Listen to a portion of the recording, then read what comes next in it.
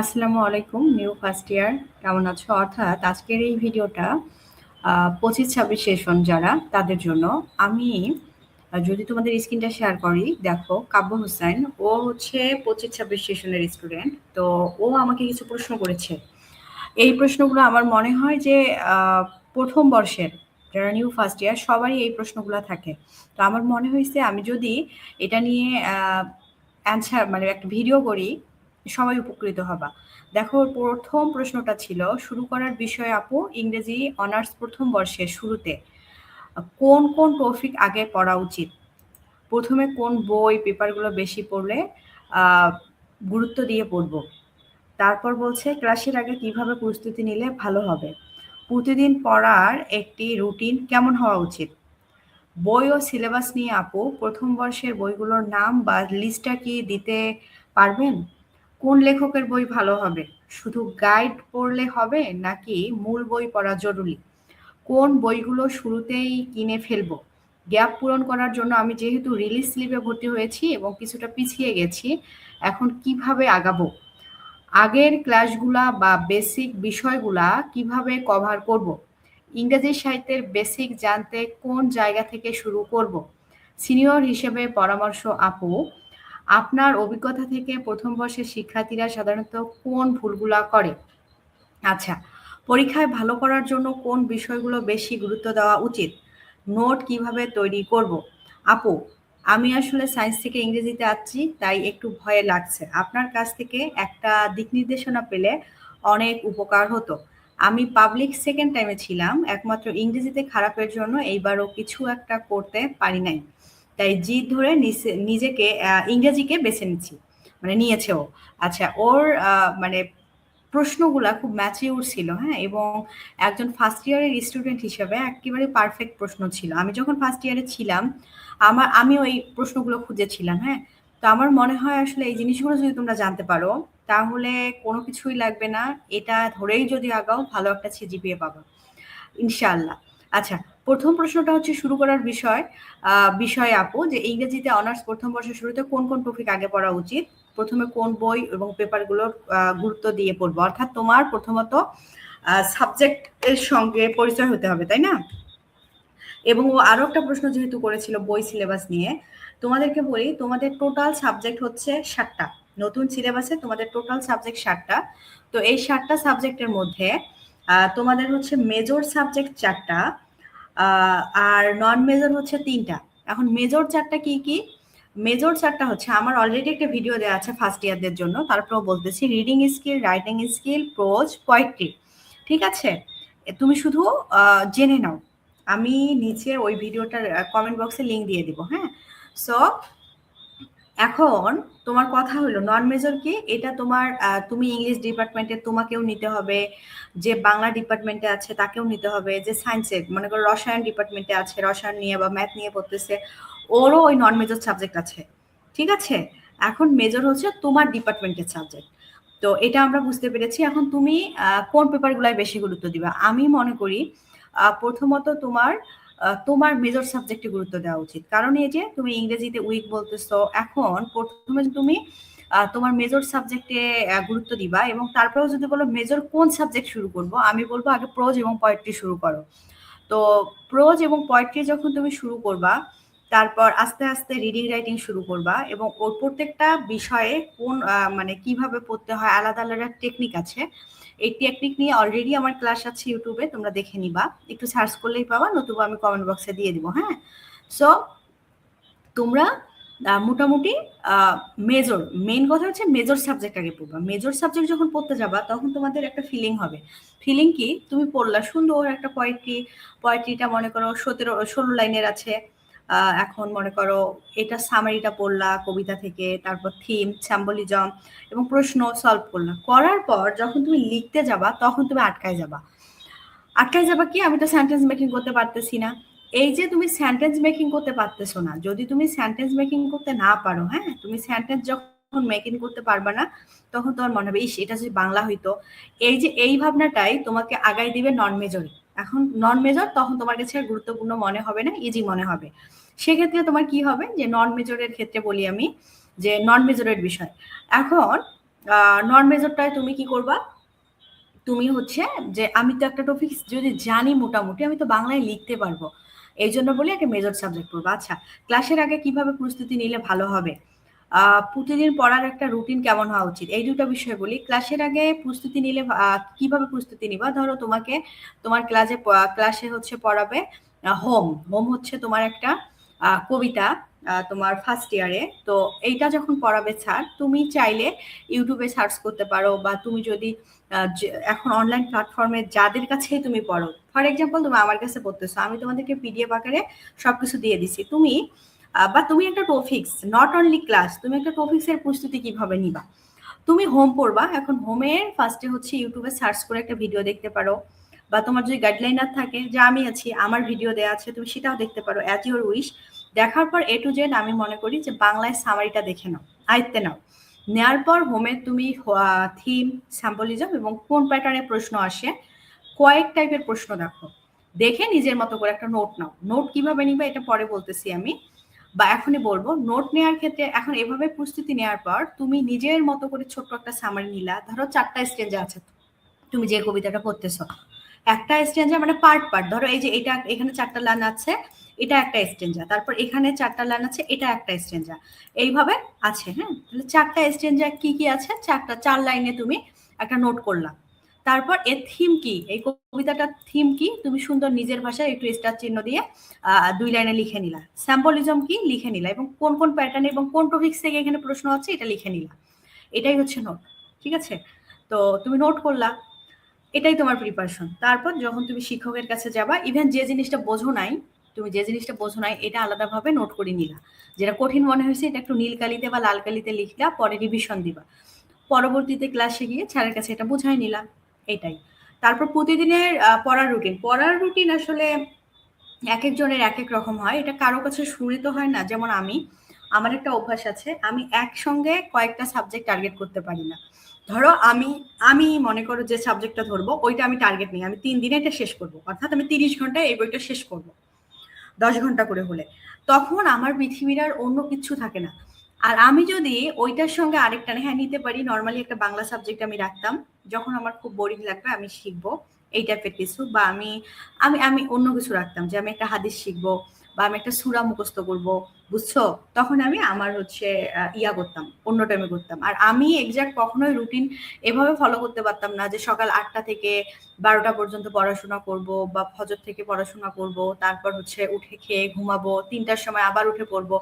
এরকম রুটিন আমার কিছু হয় নাই। আমি টার্গেট নিছি যে আমি দিনে 10 ঘন্টা পড়বো, তার মানে আমার টার্গেট থাকবে 12 ঘন্টা। 12 ঘন্টা হলে আমার 10 ঘন্টা ফিল আপ হবে। তো এই 10 ঘন্টা, ধরো আমি 10 ঘন্টা পড়বো, এখানে আমি তোমাদের বলে দিচ্ছি, তাহলে আমাকে টার্গেট নিতে হবে 12 ঘন্টা। 12 ঘন্টা নিলে অ্যাটলিস্ট তো তোমার 9 ঘন্টা টিকবে। এখন এই 9 ঘন্টার মধ্যে আমার যখন আমি ফ্রি, আমার যখন ঘুম পাবে আমি ঘুমাবো, ঘুম থেকে উঠে পড়বো, আমার যখন খিদা পাবে আমি খাবো, আমার যখন ঘুরতে ইচ্ছা করবে ঘুরবো। কিন্তু কন্ডিশন হচ্ছে এই 10 ঘন্টা আমাকে পড়তে হবে। আমি এইভাবে করতাম।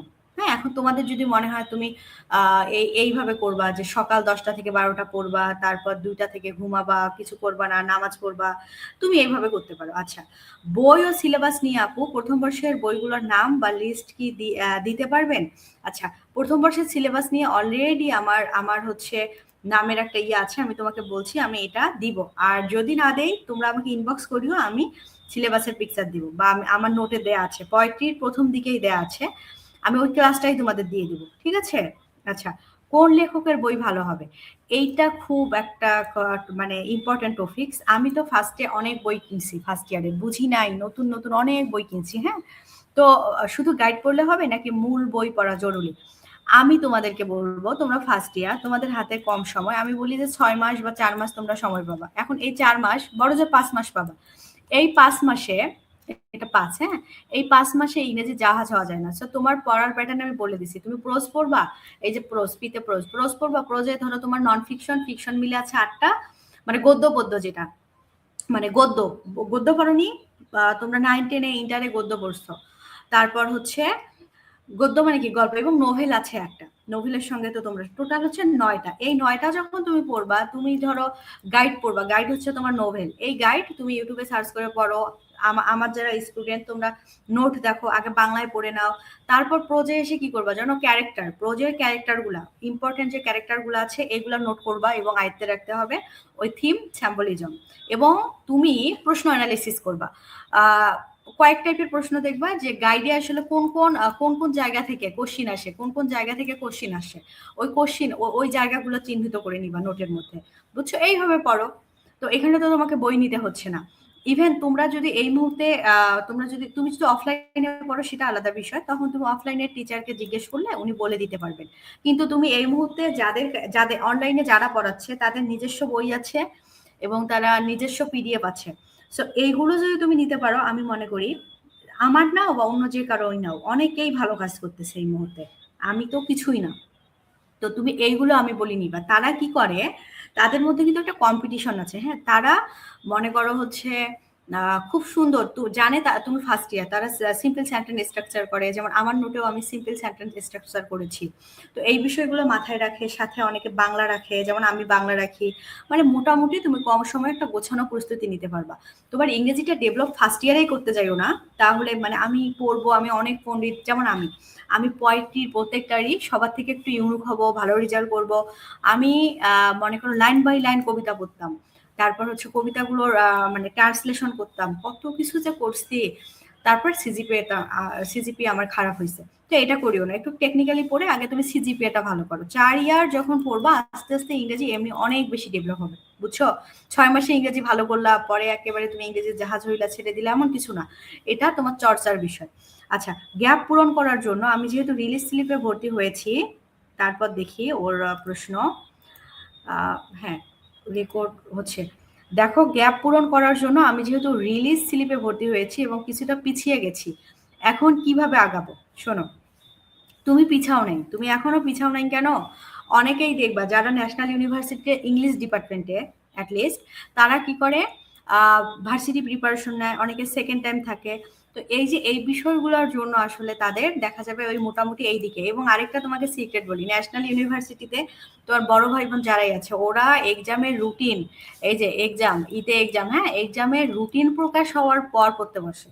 অর্থাৎ তুমি যদি 2-3 মাস, এটা ফাঁকিবাজি না, সত্য কথা, বা 2 মাস যদি ভালো করে পড়াশোনা করো তাহলেও হবে। অর্থাৎ পোয়েট্রি আছে, পোয়েট্রিতে তোমার 17টা কবিতা, তুমি যদি এই সাবজেক্টটা 40 ঘন্টা, মানে 4 দিন 10 ঘন্টা করে পড়ো, কিছু থাকবে বলো? 4 দিন 40 ঘন্টা করে টেকনিক্যালি পড়ো, কিছু কি থাকবে? থাকবে না। প্রোজে 9টা নোভেল, ফিকশন, নন ফিকশন মিলে আছে। এখানে যদি তুমি 40 ঘন্টা পড়ো 4 দিন, কিছু থাকবে? থাকবে না। তাহলে টোটাল হয়েছে তোমার 8 দিন, এই যে 8 দিন। তারপর এইভাবে বাকি 2টা সাবজেক্টে 40 ঘন্টা করে পড়লা, তাহলে 8 আর 16 দিন। বাকি মিলে তুমি যদি টোটাল 20 দিন পড়ো এবং রিভিশনে ফেলাও, 1 মাস সিরিয়াসলি পড়াশোনা করলেই তো হয়ে যাচ্ছে। তো ভয় কিসের? হ্যাঁ, ফার্স্ট ইয়ারে একটু প্রপারলি গাইডলাইনে যেতে পারলে ভালো, না হলেও সমস্যা নেই।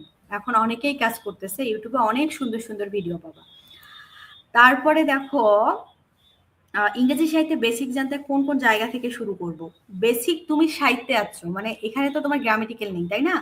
বেসিক বলতে তুমি সাহিত্যে যখন পড়বা, 4টা সাবজেক্ট ইংরেজি আছে, 4টা সাবজেক্টে যদি তুমি, এই যে 4টা সাবজেক্ট আমি সবসময় বলি, এবং অনেকেই আমাকে প্রশ্ন করে, আপু আপনার কি স্পোকেন কোর্স আছে, আমি স্পোকেনে ভর্তি হবো? আমি বলি, আরে বোকা, তুই স্পোকেনে ভর্তি হবি কেন? তো 4টা সাবজেক্ট, এই 4টা সাবজেক্টে তুই যদি 10টা করে প্রশ্নও পড়িস, ধরো এসে পড়বা, তাহলে 40টা প্রশ্ন সলভ, 40টা এসে সলভ, বোঝো? 40টা এসে যখন তুমি সলভ করবা, তুমি চিন্তা করো কতগুলা ভোকাবুলারি শিখবা, মানে নতুন ওয়ার্ড শিখবা, কত ঘন্টা ইংরেজি পড়বা তুমি, এমনি তোমার মধ্যে ইয়া হবে, মানে তোমার আল্লাহ ইংরেজি কবুল করে নিছে, বুঝছো? অনেক ডেভেলপ হবে। তার মানে তুমি বেসিক থেকেই শুরু করছো, মানে তুমি পড়তে গিয়ে ইংরেজিটা, তুমি অনেকেই এই ভুলটা করে। আমার একজন স্টুডেন্ট আছে, ও 3rd ইয়ারে আছে, ও স্পোকেনের কোর্সে ভর্তি হচ্ছে, তারপর ও এটা সেটা অনেক কিছু করতেছে, ও গ্রামেটিক্যাল করতেছে। এখন মানে ওর মনে হয়েছে আমি ইংরেজি পড়ি, কেন পারি না, আমি এই দিকগুলো ডেভেলপ করি। আমি বলছি না, তুমি তোমার নিজের সাবজেক্টটাই পড়ো, যদি তুমি একাডেমিক পড়াশোনাটাই ভালো করে পড়ো, তাহলে ইংরেজিটা ডেভেলপ হবে। গ্রামেটিক্যালের কিছু বেসিক জানতে হয়, তুমি অন্য সময় জানো, 12 ঘন্টা 10 ঘন্টা এখানে পড়াশোনা করো, 2-4 ঘন্টা পড়ো প্রতিদিন, 6 মাস টানা পড়লেই তো হয়ে যাচ্ছে, বা 3 মাস পড়লেই হয়ে যাচ্ছে। সো তোমার প্রথম প্রথম কাজ হচ্ছে মেজর যে 4টা ইংরেজি সাবজেক্ট আছে, এই 4টা ভালো করে পড়ো, শেষ করে ফেলো, দেখবা অনেক ইংরেজিতে ডেভেলপ হয়েছে। তারপর সেকেন্ড ইয়ারে যাবা, সেখানে 4টা থাকবে মেজর সাবজেক্ট, তো সেখানে ও 4টা, মানে 8টা, তাহলে ওখানে হয়ে গেছে। থার্ড ইয়ারে যাবা 8টা ইংরেজি সাবজেক্ট থাকবে, এমনিতেই ডেভেলপ হয়ে যাবে যেহেতু তুমি এখন ইংলিশ ডিপার্টমেন্টের স্টুডেন্ট।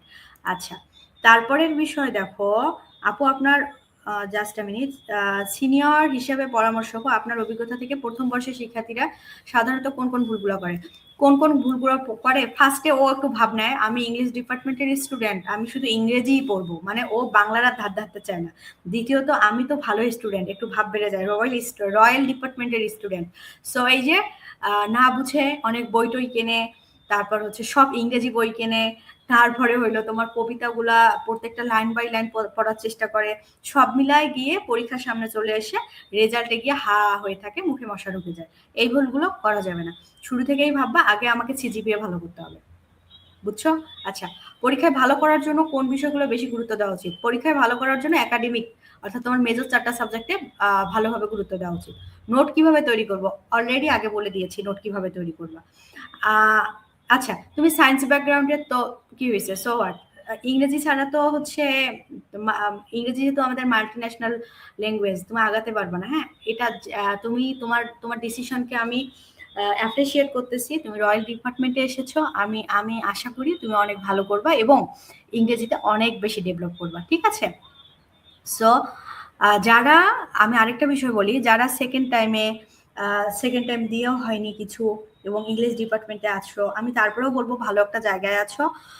সো নিজেকে কখনো ছোট করবা না এবং নিজের যে ভার্সিটিতে আছো এই সেটাকে কখনো ছোট করবা না। নিজেকে যে অসম্মান করে, নিজেকে যে মনে করো, তুমি তোমার নিজেকে যদি অসম্মান করো এবং নিজেকে যদি অসম্মান করো আর নিজের ভার্সিটিকে যদি অসম্মান করো, তুমি কোথাও আগাতে পারবা না। এই দুটাকে সম্মান করতে হবে, নিজের উপর আস্থা রাখতে হবে এবং এই আস্থা রেখে যদি আগাতে পারো তাহলে ইনশাআল্লাহ তোমার সিজিপিও ভালো হবে, তুমি ভালো কিছু করতে পারবা। Must be, must be, must be.